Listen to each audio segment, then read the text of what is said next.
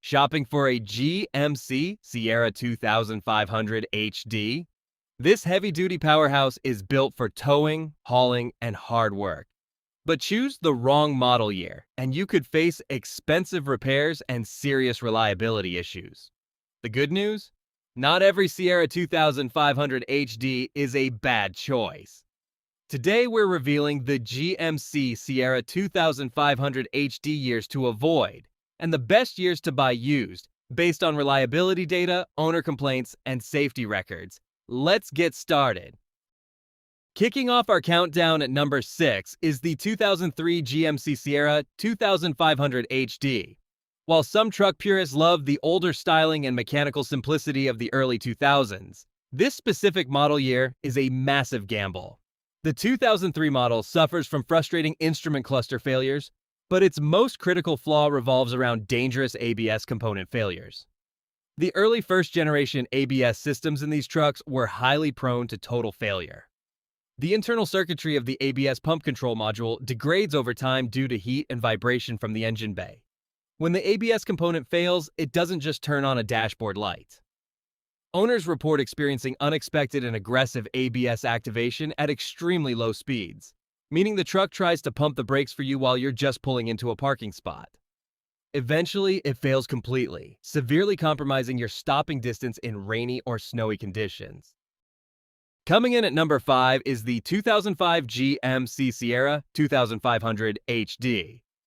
This truck shares a lot of mechanical DNA with its mid-2000 siblings, meaning it carries the same heavy baggage, plus a few unique headaches of its own. Widespread instrument cluster failures and serious ABS module malfunctions heavily plague the 2005 model. General Motors utilized horribly defective stepper motors behind the dashboard for this generation. These little motors control the needles on your gauges. Over time, they simply burn out or freeze. Furthermore, the anti-lock braking system module is known to fail without warning. You cannot safely drive a heavy-duty truck if you do not know what the truck is doing. Due to the failing stepper motors, your fuel gauge might say you have half a tank when you are actually empty. Or your speedometer might read 45 miles per hour when you are actually doing 75 miles per hour down the highway. Owners often run out of gas on the job site and are forced to spend hundreds of dollars to remove the dashboard and rebuild the cluster. Taking the number 4 spot is the 2006 GMC Sierra 2500 HD. This sits at the tail end of the first generation. Usually, the last year of a generation is the most reliable, but the 2006 model suffered from severe structural and electrical fatigue that GM simply failed to address. This year is heavily cited for severe brake line corrosion and burned-out HVAC blower motors. General Motors used a steel alloy for the brake lines during this era that had virtually no proper rust-proofing. In states that use road salt during the winter, these brake lines rust completely through. Inside the cabin, the electrical resistors that control the HVAC blower motor regularly overheat and melt, causing the climate control to stop working entirely. A burnt-out AC system is frustrating, but rusted brake lines are a matter of life and death. Owners have reported pressing the brake pedal while approaching a red light, only for the pedal to sink straight to the floor because a rusted line burst under pressure. Replacing the entire brake line system is incredibly labor-intensive and expensive. Moving into the top 3, we have the 2011 GMC Sierra 2500 HD. This was a pivotal year because it marked a major shift in how the famed Duramax diesel engines handled emissions. Unfortunately, it was a very rocky transition. This year is notorious for DEF, diesel exhaust fluid, and emission system failures, alongside extremely frustrating interior climate control breakdowns. The 2011 model was one of the early integrators of the selective catalytic reduction (SCR) system and DEF heaters. The tank heaters and NOx sensors on these early setups were highly defective. Additionally, according to data from RepairPal, heating and AC actuators are known to fail frequently in this generation. When the NOx sensors or DEF tank heaters fail, the truck's computer panics and throws the vehicle into limp mode. This violently restricts your top speed, rendering the truck useless for towing or highway driving until you visit a mechanic. Because emissions components are highly specialized, owners find themselves stuck with repair bills running into the thousands. Our runner-up for the worst year is the 2020 GMC Sierra 2500 HD. General Motors completely redesigned the heavy-duty lineup for the 2020 model year, ushering in the fourth generation. And once again, first-year buyers paid a massive price for incomplete engineering. This year is infamous for a catastrophic transmission flaw, as well as significant safety recalls regarding the roof rail airbags. The absolute biggest red flag for the 2020 model is a severe NHTSA powertrain recall. General Motors had to recall these trucks because the transmission control valve is highly prone to failure.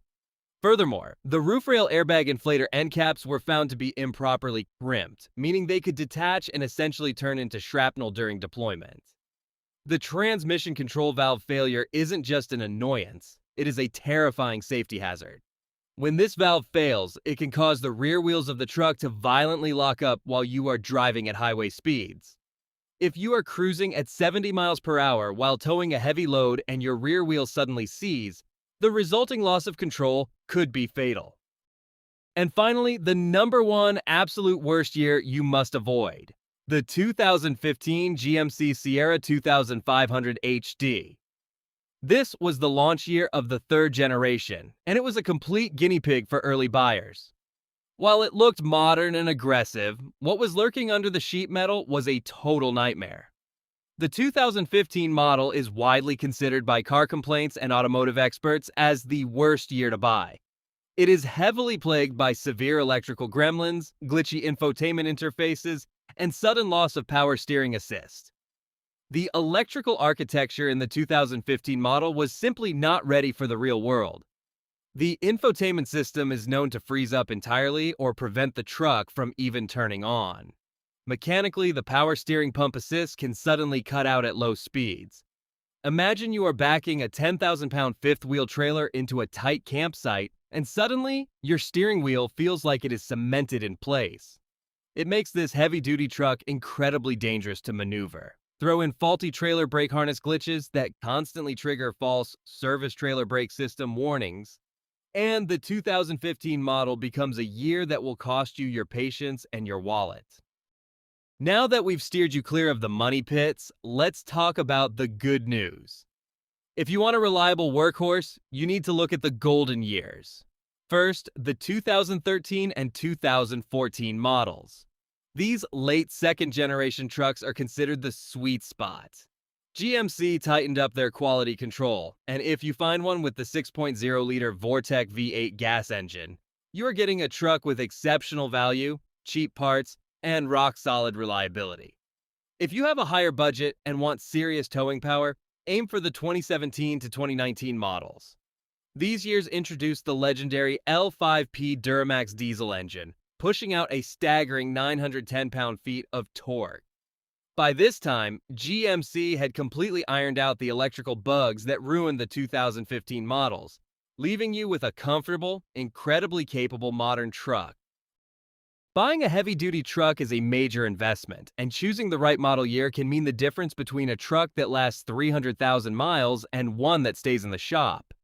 Hopefully, this guide helped you identify the GMC Sierra 2500 HD years to avoid and make a smarter buying decision.